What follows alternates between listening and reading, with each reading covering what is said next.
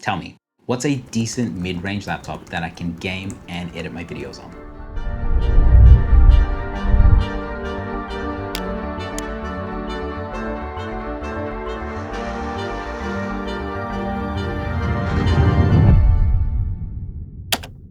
This question sparked after I was buying a laptop for somebody who wanted to edit videos and their budget was roughly between 1,500 to 2,000 Australian, which is just over the 1,000 USD mark. I know a lot of people are probably in that same position. They want something a little bit more powerful, but would rather not spend upwards of $3,000. Now, I knew I wanted a laptop with a dedicated graphics card, and a lot have been released with the latest RTX 50 series GPUs, but they're so expensive. And just filtering from lowest to highest on various stores, you can see that the starting point is around that 2,500 USD price point. So I was curious to see how the previous 40 series GPUs still held up today. Now, this video is not sponsored. I'm buying this laptop for somebody else, so I would rather not give them a dud. Anyway, after looking at a bunch of laptops and prices, I decided on the Lenovo Legion 5 with an RTX 4060, which was 1170 US, but I got the 1TB version, so it is about 1,230 US. But if that's still too expensive for you, you can go with the cheaper Lenovo LOQ, the lock, for 1,000 USD. But I will talk about why I personally didn't go with that one. Since this laptop has an accessible price point, they need to cut back somewhere else. So let me go over some of those areas and features that they did cut back on, because this is going to matter when you're deciding on what mid-range laptop you want to get. The first area they normally cut back on is the screen. So the screen resolution is a 2K screen. It's 2560 by 1600 with 165 Hz refresh rate. It's an IPS panel type with a matte anti-glare finish, so this will soften any glare on the screen. It does lack a bit of vibrancy because of this,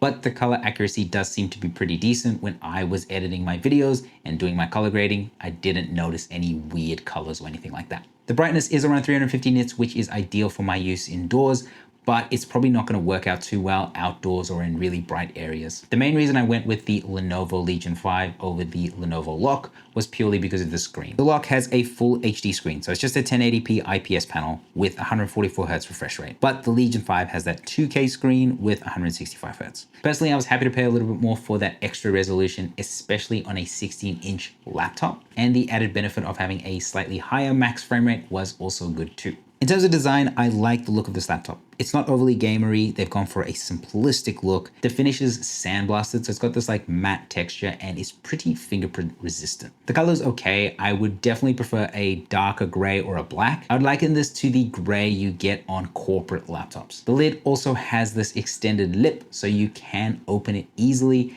and it's nicely balanced so you can open it with one hand. It also has exhaust fans on the back, so no hot air is going to be blown onto your hands, which is great. In terms of the size and the weight, this thing is chunky. Comes in at about 4.35 kilograms, but the 230 watt power brick is a monster, right? So this is probably pushing that weight towards the 5 kilogram mark. So it's not ideal for portability, but that is the trade-off for performance. You can still bring it around. It's just going to be a little bit heavier and bulkier. Now for ports, on the back, we have a power and an HDMI port. On the right, we have two USB-A ports with 5 gigabits per second read and write speeds, a micro SD card reader, camera toggle, and an Ethernet port. And on the left, we have two USB-C ports with 10 gigabits per second read and write speeds and DisplayPort 1.4, but only one allows 140 watt power delivery. Another USB-A port with 5 gigabits per second read and write as well, and you'll also get a 3.5 millimeter headpoint jack. Now, in terms of the build, you can tell they've cut back in some areas, but by no means does this feel cheap. It is quite sturdy. The top is actually aluminium, and the bottom is like an ABS plastic. Other areas that show that it's a little bit cheaper are the screen. It does wobble a little bit if you do tap it. The body also has a little bit of flex, but I mean, who's really pressing on their keyboard like that anyway? Those definitely aren't deal breakers though. The keyboard does seem nice to type on. I am a mechanical keyboard enthusiast, so I am quite picky, but it's pretty much what I expected from a laptop. Nothing really amazing about it, but it does feel quite nice. I like the feel, I like the sound of it, and it does have customizable backlighting if you're into that. In terms of trackpads, I'm never really a fan of any trackpad on a laptop, and this one doesn't do much for me either. I particularly don't like trackpads that are shifted to the left, just because they would interfere with the arrow keys that are centered a little bit down. This is especially true if you are right-handed, because you are reaching across your laptop, and when you click, you're most likely going to accidentally right-click instead of left-clicking, which is quite frustrating, and I always find myself having to readjust. But that is a minor gripe, and I'd probably get used to it anyway or use a mouse. Now, the battery life is not great at all, especially for gaming and editing. when I was editing on like balanced power mode, it's probably chewing through like 20% per half hour. So it's probably only going to last about 2 to 2.5 hours. And when I use the performance mode, it was almost dead after an hour and a half. For gaming, I would definitely recommend just keeping this plugged in, especially if you want the best performance possible.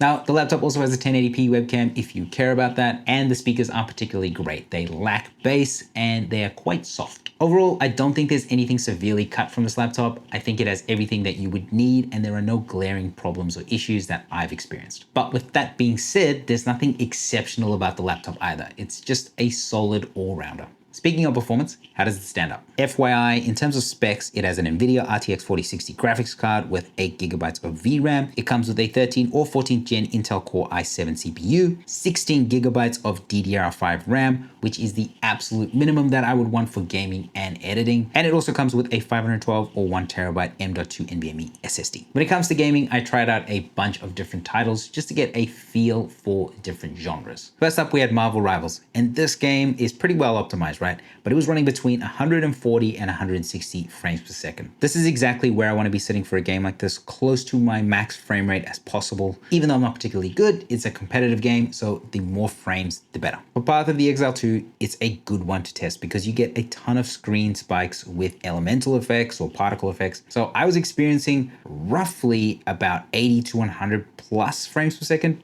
just in between fights. And then when there's a lot of stuff going on, like my screen is full to the brim, it was probably looking at around 70 to 50 frames per second. Now, when it came to Cyberpunk, the game looked incredible, right? I could definitely tell that it wasn't to the same standard as my PC, but it was still doing a great job. And I was getting between 80 and 100 frames per second, which is really solid. And it's great to see that you can play one of the more demanding titles on this laptop. Now, I also tried out Baldur's Gate 3, and I was also sitting between 80 and 100 plus frames per second. Baldur's Gate 3 is a surprisingly demanding game, so I think it handled it pretty well. Overall, I had a pretty good experience when it came to gaming, and I think that this can handle any game that you throw at it. The graphics settings will be a hybrid of medium and high settings with the occasional low thrown in there. But the games genuinely look great, and I can get a comfortable 80 frames per second all the way up to like the max frame rate that this computer can handle. You definitely can get more performance if you tweak the settings. I just use NVIDIA's auto optimization feature to get the right graphics and performance balance. Now, these games are utilizing NVIDIA's DLSS technology,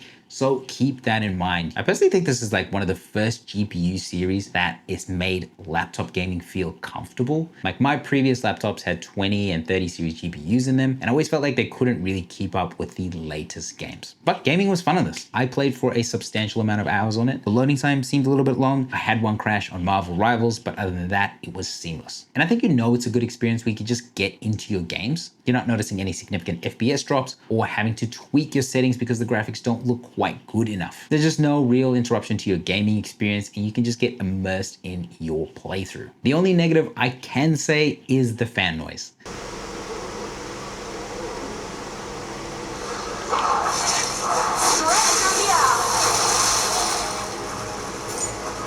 But I have owned several gaming laptops, and I cannot say that one of them was quiet. Now, when it comes to video editing, I think my videos tend to be a little bit more demanding just because I'm not using phone footage. I'm using camera footage that's been shot in S-Log3 with 10-bit 422, so those files can be quite large. I also apply heavy color grading with heaps of nodes and film grain and all the works, right? There's also some visual effects and multiple clips on a large 10 to 20 minute timeline. So first up, I tried playing around in a 4K timeline on just one of my YouTube videos, and it struggles, which is no surprise. My PC struggles to handle that as well. So what I ended up doing was dropping it down to 1080p, which is also what I do on my PC, and I turned off my color grades, and it handled it well after that. Big and complex timelines are gonna make this thing really struggle. And that's probably where you look into proxies or adjusting the playback resolution or finding ways to make this work more efficiently. But if you're just a beginner, you're just getting into video editing, or you're not really that tech savvy, I think a lot of people are gonna be relying on the raw performance of this laptop, and I think it does a decent job of doing so. And to put it to the test, I actually fully edited one of my short form videos just to see how it would handle it and if I ran into any issues. And it was really smooth. I definitely think this is a very capable laptop. It's not something that you should scoff at. It's giving you the performance you need at a cheaper price point. Overall, do you need a RTX 50 series GPU in a laptop to adequately game and edit videos? No. Can you do it on a 40 series GPU? Absolutely yes. On a 4060, you can. Is this a cheap laptop? Not really, but it is a cheaper price considering the starting point for a 50 series GPU. That is why it's in the mid-range. Is it worth it? Yes, I do believe it is. I think if you do decide to buy a cheaper laptop with a little bit less performance and a little less specs, I think you're definitely going to start to notice the compromise that you make, or you're going to have a slow and painful experience when editing. Like I said earlier, a great alternative is the Lenovo Lock, which is just over 1,000 US. And I imagine on sale, it's even cheaper.